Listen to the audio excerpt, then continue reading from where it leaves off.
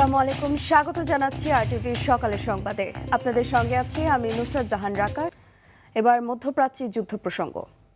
ইরানকে ঘিরে সামরিক অভিযান অব্যাহত রাখার ঘোষণা দিয়েছেন মার্কিন প্রেসিডেন্ট ডোনাল্ড ট্রাম্প। ওয়াশিংটনের সব লক্ষ্য অর্জিত না হওয়া পর্যন্ত হামলা চলবে বলেও হুঁশিয়ারি দেন ট্রাম্প।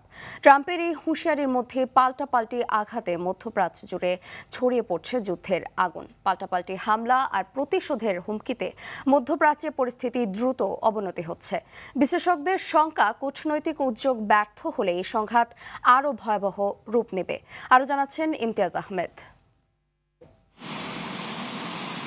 মার্কিন প্রেসিডেন্ট ডোনাল্ড ট্রাম্প সতর্ক করে বলেছেন, ইরানের বিরুদ্ধে হামলা চলবে যতক্ষণ না যুক্তরাষ্ট্রের সব লক্ষ্য পূরণ হবে। একই সঙ্গে 3 মার্কিন সেনা সদস্য নিহত হওয়ার প্রতিশোধ নেয়ার প্রতিশ্রুতিও দেন Trump. Overwhelming military offensives the world has ever seen. Nobody's seen anything like it. মার্কিন সামরিক বাহিনীর দাবি, ইরানের ভেতরে 1000-এর বেশি লক্ষ্যবস্তুতে আঘাত হানা হয়েছে। ইসরায়েলের সঙ্গে যৌথ অভিযানের একদিন পরই এ তথ্য জানানো হয়। যে হামলায় নিহত হন ইরানের সর্বোচ্চ নেতা আয়াতুল্লাহ আলী খামেনি এবং প্রায় 40 জন শীর্ষ কর্মকর্তা।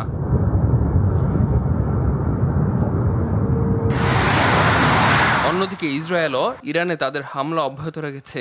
রাজধানী তেহরানে চালানো একাধিক বিমান হামলায় হাসপাতাল, পুলিশ ভবন এবং রাষ্ট্রীয় রেডিও ও টেলিভিশন সদর দপ্তর ক্ষতিগ্রস্ত হয়। هدف حمله دشمن آمریکایی صهیونی قرار گرفت. در حال حاضر এদিকে ইরান সমর্থিত সশস্ত্র গোষ্ঠী হিজবুল্লাহর রকেট হামলার জবাবে লেবাননেও আক্রমণ শুরু করেছে ইসরায়েলি বাহিনী। পাল্টা জবাবও দিচ্ছে ইরান। ক্ষেপণাস্ত্র হামলা চালিয়েছে ইসরায়েলের তেল আবিব ও হাইফা শহরে। ইরানের হামলায় মধ্যাঞ্চলীয় বেইত শেমেশ শহরেও অন্তত 9 জন নিহত হওয়ার খবর পাওয়া গেছে। এদিকে সংঘাত সীমান্ত ছাড়িয়ে ছড়িয়ে পড়েছে উপসাগরীয় অঞ্চলেও। ইরানের দাবি, উপসাগর জুড়ে মার্কিন সামরিক ঘাঁটি ও সম্পদকে লক্ষ্যবস্তু করে হামলা অব্যাহত রেখেছে তারা। ইরানের চালানো হামলায় বিস্ফোরণে মুহুর্মুহু কেঁপে উঠছে Qatar, Bahrain, Jordan, Oman, Kuwait, Saudi Arabia এবং সংযুক্ত আরব আমিরাত। বিশ্লেষকরা বলছেন, এই সংঘাত এখন আর দুই দেশের মধ্যে সীমাবদ্ধ নেই। যুক্তরাষ্ট্র ইসরায়েল জোট ও ইরানের সরাসরি সামরিক মোকাবিলা পুরো মধ্যপ্রাচ্যকে এক অনিশ্চিত বিস্তৃত যুদ্ধে ঠেলে দিতে পারে। ইমতিয়াজ আহমেদ, আরটিভি। মধ্যপ্রাচ্যে চলমান যুদ্ধের প্রভাব পড়ার মুখে বাংলাদেশ। হরমুজ প্রণালী বন্ধ হয়ে যাওয়ায় ব্যাহত হচ্ছে তেল গ্যাসের সরবরাহ। এমন পরিস্থিতিতে সংকট বাড়তে পারে বিদ্যুৎ জ্বালানি খাতে। তবে আপাতত জ্বালানির সংকট নেই জানিয়ে সংশ্লিষ্টরা বলছেন, তেলের মজুত রয়েছে 15 দিনের বেশি। চীন, সিঙ্গাপুরের জ্বালানিও আসবে নিয়মিত। এদিকে পরিস্থিতি মোকাবিলায় বিকল্প পথ খোঁজার পরামর্শ বিশেষজ্ঞদের। বিস্তারিত সর্দার রাজীবের রিপোর্টে। মধ্যপ্রাচ্যে চলছে রক্তক্ষয়ী যুদ্ধ। পাল্টা হামলার পাশাপাশি ইরান বন্ধ করে দিয়েছে বিশ্ব জ্বালানি পরিবহনের অন্যতম পথ হরমুজ প্রণালী। এমন পরিস্থিতিতে আবারও উত্তপ্ত হয়ে উঠছে বিশ্ব জ্বালানির বাজার। এতে বড় শঙ্কা বাড়াচ্ছে মধ্যপ্রাচ্য কেন্দ্রিক আমদানি নির্ভর বাংলাদেশের জ্বালানি খাতেও। পেট্রোবাংলা জানিয়েছে, চলতি মাসে মধ্যপ্রাচ্য থেকে আসার কথা রয়েছে 9টি এলএনজির কার্গো। এর মধ্যে 3টি জাহাজ হরমুজ প্রণালী পার হলেও বাকি 6টি নিয়ে তৈরি হয়েছে অনিশ্চয়তা। চলতি মার্চে হরমুজ প্রণালী দিয়ে দেশে আসার কথা 2 লাখ মেট্রিক টন অপরিশোধিত তেল। এর মধ্যে 1 লাখ মেট্রিক টন তেল পাওয়ার সম্ভাবনা থাকলেও বাকি 1 লাখ মেট্রিক টন আটকে যাওয়ার শঙ্কাই রয়েছে। সব ধরনের ফুয়েল 15 দিন প্লাস সময়ের জন্য আমাদের রিজার্ভ আছে। জানুয়ারিতে 1 লাখ মেট্রিক টন, ফেব্রুয়ারিতে 1 লাখ মেট্রিক টন এবং মার্চে 2 লাখ মেট্রিক টনের মধ্যে already 1 lakh metric ton Hormuz প্রণালী ক্রস করে চলে আসছে। আর এর পরেরটা হলো 22 তারিখের পরে। আপাতত কোনো চ্যালেঞ্জ দেখা যাচ্ছে না। আন্তর্জাতিক বাজারে তেলের দাম বাড়লেও দেশে এখনই না বাড়ানোর পরামর্শ সিপিডির। ভোক্তা পর্যায়ে জ্বালানির মূল্য বৃদ্ধির কোনো সুযোগ নেই। তার একটা বড় কারণ হলো দীর্ঘদিন থেকেই ভোক্তারা উচ্চ মূল্যে জ্বালানি কিনছেন, বিপিসি সেখানে মুনাফা করছে। বিপিসি 2025 সালে প্রায় 4700 কোটি টাকা মুনাফা করেছে। সুতরাং এরকম একটি বাড়তি মুনাফার জায়গায় তাকে নতুন করে এই যুদ্ধের অজুহাত দেখিয়ে যাতে ভোক্তার উপরে বাড়তি মূল্য না বাড়ানো হয়, সেটি আমরা সরকারের কাছ থেকে প্রত্যাশা করব। আন্তর্জাতিক সম্পর্ক বিশ্লেষকদের মতে দ্বিতীয় বিশ্বযুদ্ধ পরবর্তী সময়ে এটি হবে বৃহৎ সংঘাত। জ্বালানি সহ মধ্যপ্রাচ্য কেন্দ্রিক অন্যান্য আমদানি রপ্তানি ভেঙে পড়ার আশঙ্কায়ও তারা। যুদ্ধের কারণে যে মানবিক যে বিপর্যয়, এবং সেই বিপর্যয় যেমন এটা আরও ঘনীভূত হয়েছে, আরও ভয়ঙ্কর রূপ ধারণ করেছে, সেটি এখন সারা বিশ্বের জন্য একটি বিপর্যয় রূপ ধারণ করেছে। সবচেয়ে বড় ব্যাপারটি হচ্ছে মধ্যপ্রাচ্য বিশ্ব অর্থনীতির জন্য একটা কেন্দ্রবিন্দু। মধ্যপ্রাচ্যের তেল একদিকে যেমন তেলের মূল্য অলরেডি বেড়ে গিয়েছে, পাশাপাশি যেটাকে আমরা বলি সাপ্লাই চেইন, এই সাপ্লাই চেইনের যে বিশাল ডিসরাপশন হচ্ছে। দেশের জ্বালানির 65 থেকে 70% আমদানি নির্ভর। এর মধ্যে প্রায় 90% আসে মধ্যপ্রাচ্য থেকে।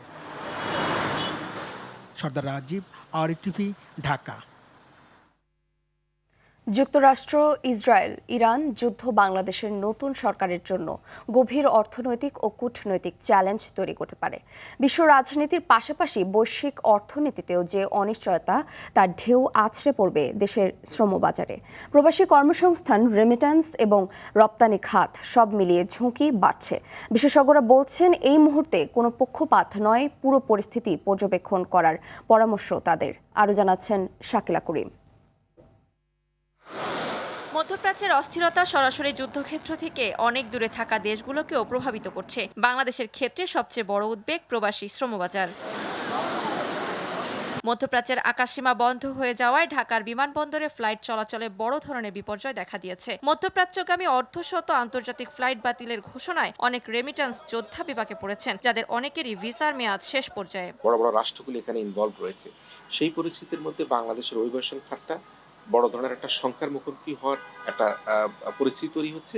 সেখানে তারা যদি যেতে না পারে তাহলে কিন্তু নতুন একটা সংকট তৈরি হবে। যারা বিশেষ করে মধ্যপ্রাচ্যে কর্মী প্রেরণ করে থাকে, এই রিক্রুটিং এজেন্সিগুলোর হাতে কিন্তু পর্যাপ্ত ভিসা রয়েছে। সেই রিক্রুটিং এজেন্সির মালিকেরাও কিন্তু এক ধরনের অর্থনৈতিক সংকটে পড়বে। অন্যদিকে সমুদ্রপথে পণ্য পরিবহনের ক্ষেত্রেও বাড়ছে ঝুঁকি। নৌপথ হরমুজ প্রণালী বন্ধ থাকায় কেপ অফ গড ঘুরে জাহাজে পণ্য আনতে বেড়ে যেতে পারে শিপিং খরচ ও বীমা প্রিমিয়াম। এর প্রভাব পড়বে বাংলাদেশের রপ্তানি খাতে, বিশেষ করে তৈরি পোশাক শিল্পে। এলএনজি একটা মেজর পার্ট আসে মিডল ইস্ট থেকে, আর একটা পার্ট আসে ইউএসএ থেকে। সো ইউএস থেকে যেগুলো আসবে সেটা আসতে হবে আবার সাউথ আফ্রিকার নিচ দিক দিয়ে আবার আসতে হবে। ফলে কস্ট অফ এলএনজি যেটা ইউএস থেকে আসবে সেটা বাড়বে। আর মিডল ইস্ট থেকে যেহেতু আমরা আনতে পারছি না, সুতরাং আমাদের কস্টিংগুলো, তেলের কস্টিংগুলো অনেক বেড়ে যাবে বলে ধারণা করছি। এই মুহূর্তে বাংলাদেশের শ্রমবাজারে বড় ধরনের ধস না নামলেও পরিস্থিতি গভীরভাবে পর্যবেক্ষণে রাখা জরুরি। বিশেষজ্ঞদের মতে কূটনৈতিক ভারসাম্য বজায় রেখে রপ্তানি বাজার এবং প্রবাসী কর্মীদের সুরক্ষায় প্রস্তুতি নেওয়াই নতুন সরকারের বড় চ্যালেঞ্জ। যে কোনো একটা পক্ষের দিকে অ্যালাইন হয়ে যাওয়ার চেয়ে খুব গভীরভাবে নজরটা রাখাটা খুব জরুরি। আমাদের দেখা দরকার ন্যাশনাল ইন্টারেস্টটা। We should be very very careful while giving any statement অথবা কারো পক্ষ অবলম্বন করে কোনো কার্যক্রম গ্রহণ করার থেকে। হাজার মাইল দূরের সংঘাত, কিন্তু তার প্রতিধ্বনি শোনা যাচ্ছে দেশের অর্থনীতিতে। প্রস্তুতি ও নীতির সঠিক সমন্বয় ঠিক করবে ভবিষ্যৎ পরিকল্পনা। শাকিলা করিম, RTV, ঢাকা। মধ্যপ্রাচ্যে সৃষ্ট যুদ্ধ পরিস্থিতির কারণে 28 ফেব্রুয়ারি বিকেল থেকে ইরান, ইরাক, কুয়েত, সংযুক্ত আরব আমিরাত, বাহরাইন, কাতার ও জর্ডান তাদের আকাশসীমা সাময়িকভাবে বন্ধ ঘোষণা করে। এর সরাসরি প্রভাব পড়ে ঢাকার হজরত শাহজালাল আন্তর্জাতিক বিমানবন্দরে। রোববার থেকে এখন পর্যন্ত বিভিন্ন এয়ারলাইন্সের মোট 74টি ফ্লাইট বাতিল ঘোষণা করা হয়। এর মধ্যে কাতার এয়ারওয়েজ এর 4টি, এমিরেটসের 5টি এবং গালফ এয়ারের 2টি ফ্লাইট রয়েছে। আর এতে ভোগান্তি, অনিশ্চয়তা আর উৎকণ্ঠা কাটেনি যাত্রীদের।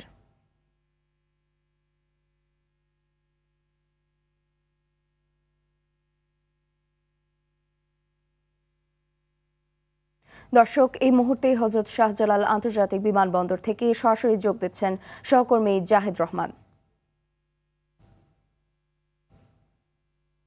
জাহিদ, যে ফ্লাইটগুলো বাতিল হয়েছিল তার মধ্যে কতগুলো ফ্লাইট রিশিডিউল হয়েছে এবং যাত্রীরা কি বলছেন জানাবেন।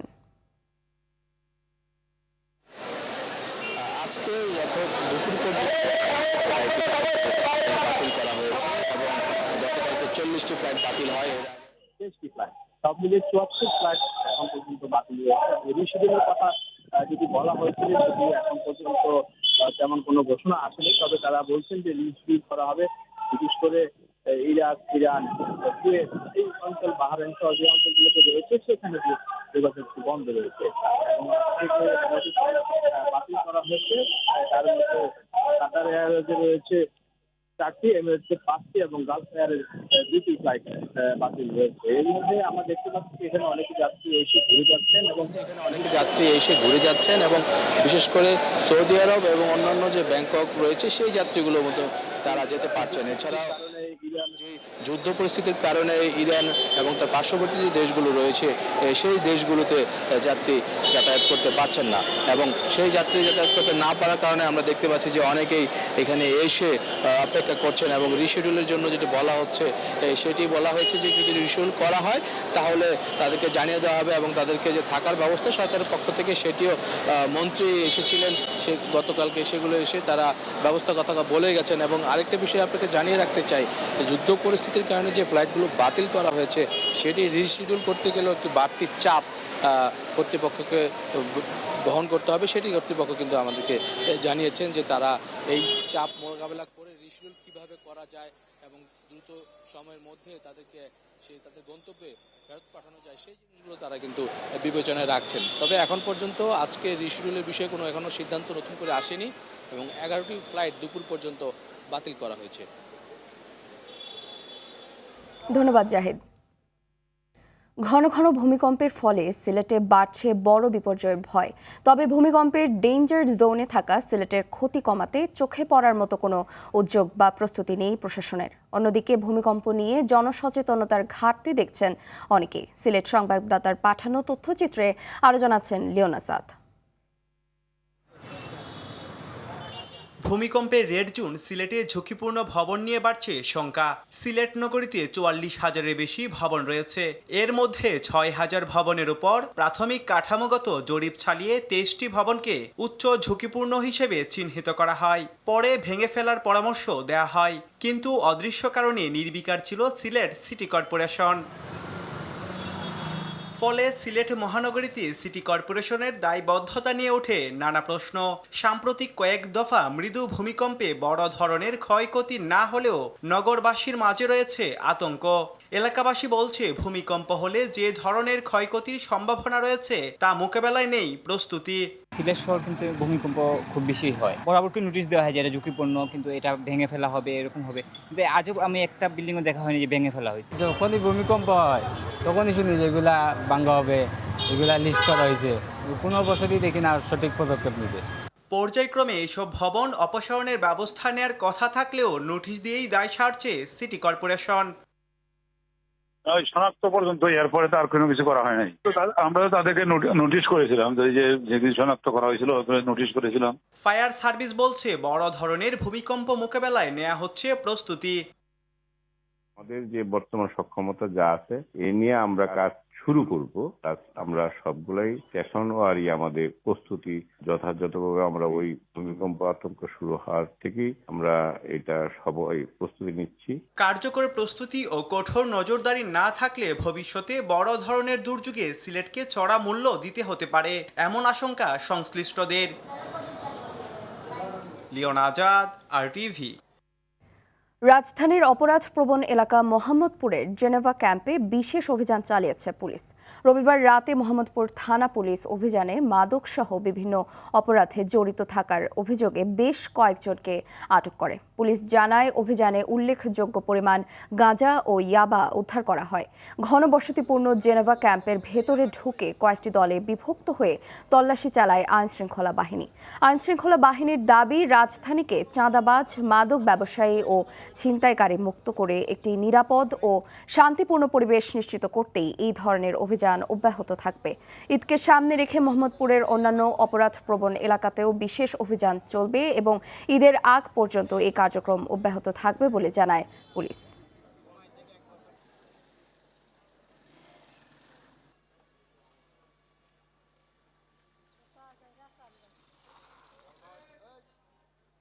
মাদক, ছিনতাই, চাঁদাবাজি সে যেই করুক, তার যে কোনো ব্যানার থাকুক, ট্যাগ থাকুক, এইগুলো বিচার বিবেচনা না করে অপরাধ করলেই তাকে ধরতে হবে। ডিবি, র্যাব তাদের আমরা অনুরোধ করেছি যাতে তারাও তাদের বিশেষ গুরুত্ব দিয়ে ধরে। ফলে আমাদের কিন্তু আন্তরিকতা এবং পরিশ্রম এর কোনো কৌশলের কোনো ঘাটতি নেই। আমরা আমাদের সর্বোচ্চ পরিশ্রম করতেছি, ফলে আমরা সফল হচ্ছি। ঢাকার ধামরায়ে ডাকাতির প্রস্তুতিকালে ৩ জনকে গ্রেফতার করেছে ডিবি পুলিশ। গত রাতে এক সংবাদ সম্মেলনে এ তথ্য জানান ঢাকা জেলা উত্তর ডিবি পুলিশের ভারপ্রাপ্ত কর্মকর্তা সাইদুল ইসলাম। এর আগে শনিবার দিবাগত রাতে উপজেলার ঢুলিভিটা এলাকা থেকে তাদের আটক করা হয়। সংবাদ সম্মেলনে জানানো হয় গ্রেফতারকৃতরা একটি সংঘবদ্ধ ডাকাত দলের সদস্য। তাদের মধ্যে আব্দুল করিমের বিরুদ্ধে 16টি এবং সাদ্দাম ও মহসিনের বিরুদ্ধে 8টি মামলা রয়েছে। অভিযানে ডাকাতদের ব্যবহৃত একটি প্রাইভেট কার সহ বড় কাটার, ধারালো ছুরি ও দেশীয় অস্ত্র উদ্ধার করা হয়। এ ঘটনায় ধামরাই থানায় মামলা দায়েরের পর আসামিদের আদালতে পাঠানো হয়েছে। বগুড়ায় জমিজমা নিয়ে বিরোধের জেরে সাইফুল ইসলাম নামের এক জামাত নেতা ছুরিকাঘাতে নিহত হয়েছেন। রবিবার দুপুরে শহরের মাহবুবনগর এলাকায় ছুরিকাঘাতের পর ঢাকায় নেওয়ার পথে সন্ধ্যায় তার মৃত্যু হয়। স্থানীয়রা জানায় জমিজমা নিয়ে দীর্ঘদিন ধরে এক পক্ষের সঙ্গে তার বিরোধ চলছিল। রোববার সকালে বাড়ি নির্মাণ কাজে তদারকি করতে গেলে প্রতিপক্ষের লোকজন তাকে ছুরিকাঘাত করে। আশঙ্কাজনক অবস্থায় প্রথমে তাকে শহীদ জিয়াউর রহমান মেডিকেল কলেজ হাসপাতালে ভর্তি করা হয়। পরে অবস্থার অবনতি হলে ঢাকায় নেওয়ার পথে সন্ধ্যায় তার মৃত্যু হয়। জমি সংক্রান্ত বিরোধ নিয়ে উভয় পক্ষের মধ্যে সীমানা দখলকে কেন্দ্র করে এক পক্ষ আরেক পক্ষকে ছুরিকাঘাত করে ঢাকা মেডিকেলে নিয়ে যাওয়ার পথে প্রতিমধ্যে তা মৃত্যুবরণ করে। এই সংক্রান্তে আমরা 2 জনকে আটক করেছি। বাকি বিষয়গুলো আরও অধিকতর তদন্ত আমাদের চলমান। চট্টগ্রামের সীতাকুণ্ড পৌর সদরের বোটানিক্যাল গার্ডেন ও ইকো পার্কের ভেতরে ভূমি থেকে প্রায় 1000 ফুট ওপরে দুর্গম পাহাড়ি এলাকা থেকে গলায় ছুরিকাঘাতে আহত এক কন্যা শিশু উদ্ধার করা হয়েছে। রোববার সকাল 10টার দিকে ইকো পার্কের ভেতরে চন্দ্রনাথ মন্দির সড়ক সংস্কারের কাজে নিয়োজিত শ্রমিকেরা শিশুটিকে উদ্ধার করেন।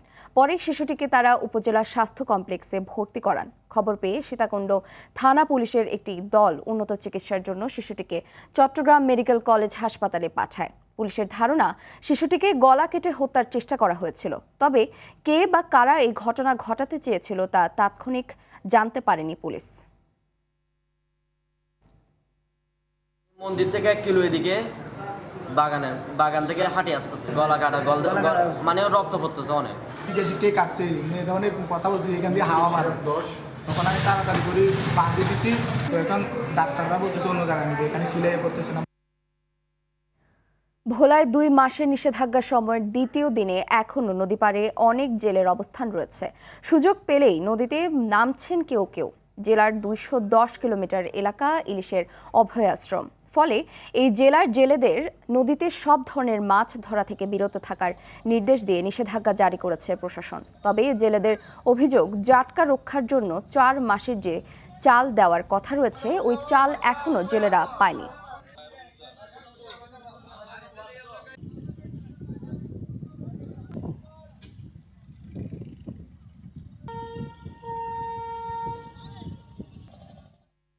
দর্শক, এ বিষয়ে আরো জানাতে ভোলার মেঘনার পাড় থেকে সরাসরি যুক্ত হচ্ছেন সহকর্মী অমিতাভ অপু।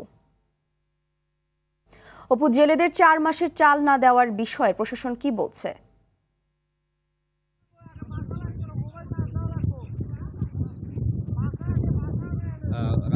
আপনি যেটি জানতে চেয়েছেন সেটি যদি বলি যে বাংলাদেশের দেশের যে 6টি অভয়াশ্রম ইলিশের, তার মধ্যে 3টির সাথে কিন্তু ভোলার অংশ পুরোপুরি জেলার অংশ জড়িত রয়েছে। সেই থেকে ভোলার ইলিশা থেকে যদি বলি চর পিয়াল পর্যন্ত এখানে 90 কিলোমিটার এবং ভেদুরিয়া থেকে চর রুস্তম পর্যন্ত এখানে 100 কিলোমিটার এবং ভেদুরিয়া থেকে চর কিতলা পর্যন্ত 30 কিলোমিটার। এই 210 কিলোমিটার যে অবস্থল, এখানে ভোলা জেলার প্রায় 2 লক্ষ জেলের জড়িত। তো জেলেদের জন্য কিন্তু 2 মাসের জন্য কোনো বরাদ্দ কিন্তু এখানে রাখা হয়নি।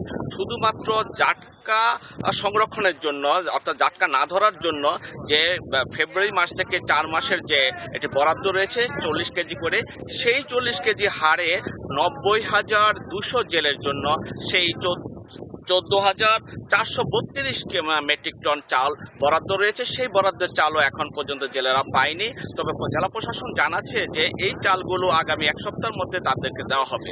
আমি যেখানে দাঁড়িয়েছি সেটিও কিন্তু হচ্ছে এখানকার এই অঞ্চলকে বলা হচ্ছে ইলিশ বাড়ি অঞ্চল, অর্থাৎ এখানে কিন্তু মেঘনার ইলিশ বেশি ধরা পড়ে এবং এই অঞ্চলটিকে ইলিশ বাড়ি বলে বলা হচ্ছে।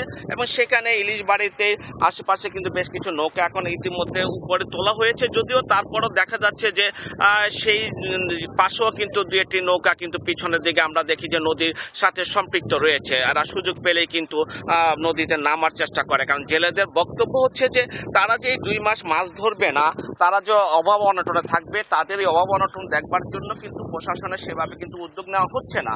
অর্থাৎ 2 মাসের যে জেলেরা এখানে নিবৃত থাকছে তাদের জন্য বিশেষ বরাদ্দ রাখা হয়নি, শুধুমাত্র জাটকা বন্ধ রাখবার জন্য যেই বরাদ্দটি সেটিই কিন্তু জেলেদেরকে দেওয়া হচ্ছে।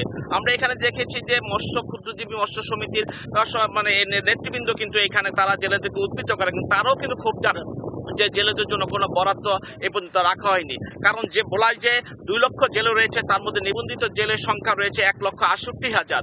তো সেই জেলেদের জন্য কিন্তু বরাদ্দ রাখা হয়নি। এই ছিল আমার কাছে সর্বশেষ। ধন্যবাদ। ঈদকে সামনে রেখে ব্যস্ত সময় পার করছেন সৈয়দপুর রেলওয়ে কারখানার শ্রমিকরা। এবছর 100টি যাত্রীবাহী কোচ মেরামতের লক্ষ্য নিয়েছে কারখানা কর্তৃপক্ষ। সেজন্য অতিরিক্ত শ্রম দিয়ে বিভিন্ন প্রান্ত থেকে আসা কোচগুলো মেরামত করে যাত্রী পরিবহনের উপযোগী করে তুলছেন তারা। যাত্রীদের নির্বিঘ্নে ঘরে ফেরাতেই সার্থকতা খুঁজছেন শ্রমিক কর্মচারীরা। নীলফামারী প্রতিনিধি হাসান রাব্বি প্রধানের পাঠানো তথ্যচিত্রে আরও জানাচ্ছেন আবরার মাহি।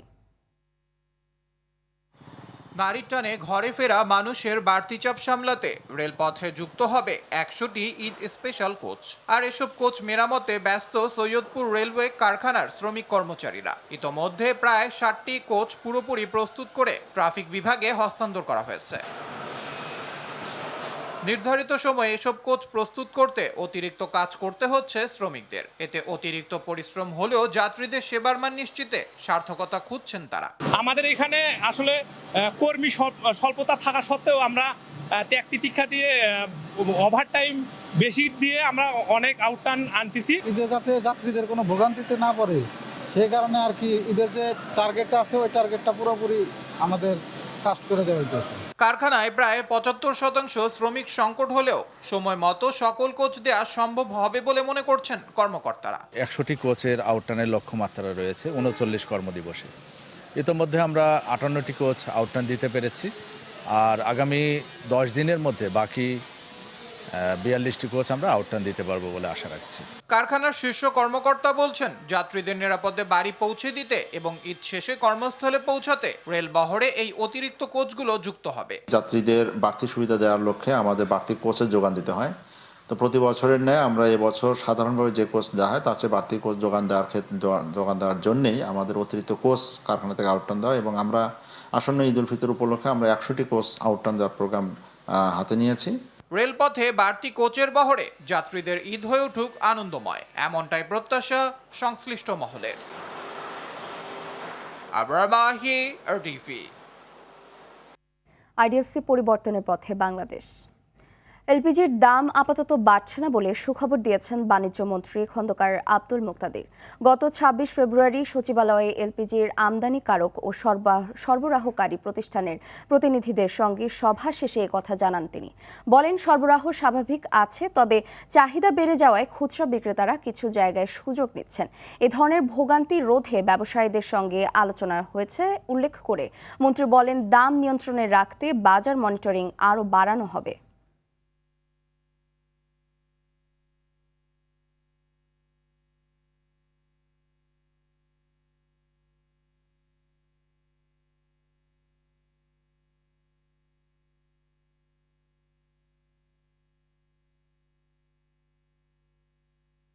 খেলার খবর। চলতি মাসে বাংলাদেশ অনূর্ধ্ব 20 ফুটবল দলের ক্যাম্পে যোগ দিতে পারেন রেনান সুলিভান ও ডেকলান সুলিভান। সবকিছু ঠিক থাকলে দুই ভাই খেলতে পারেন আসন্ন সাফ অনূর্ধ্ব 20 চ্যাম্পিয়নশিপে। রোববার নিজের সামাজিক যোগাযোগ মাধ্যম ফেসবুকে বিষয়টি নিশ্চিত করেন বাফুফে সহসভাপতি ফাহাদ করিম। এ সময় তিনি আরও জানান, যুক্তরাষ্ট্র প্রবাসী 2 যমজ ভাইয়ের জন্মসনদ সংগ্রহ ও যাচাইয়ের কাজ সম্পন্ন হয়েছে। ইতোমধ্যে তাদের পাসপোর্টের আবেদনের জন্য প্রয়োজনীয় কাগজপত্র প্রস্তুত করা হয়েছে।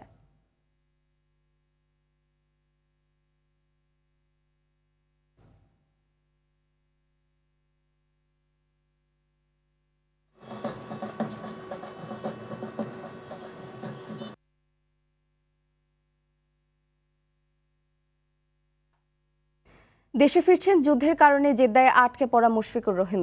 সোমবার সকালে এক বিশেষ ফ্লাইটে দেশে ফেরার কথা এই উইকেট রক্ষক ব্যাটারের। গত শনিবার ওমরা পালন করে দেশে ফেরার কথা ছিল তার। তবে ইরান ইসরায়েল যুক্তরাষ্ট্র যুদ্ধের কারণে আকাশপথ বন্ধ থাকায় দোহা আসার আগেই আবারও জেদ্দায় ফিরে যায় মুশফিকের ফ্লাইট। এরপরই সামাজিক যোগাযোগ মাধ্যমে দেশে ফেরার আকুতি জানান তিনি। এই খবরে উদ্বেগ তৈরি হলে যুব ও ক্রীড়া প্রতিমন্ত্রী আমিনুল হক বিষয়টি তদারকি করেন এবং বিশেষ ফ্লাইটে এই টাইগার ক্রিকেটারকে দেশে আনার ব্যবস্থা নেন।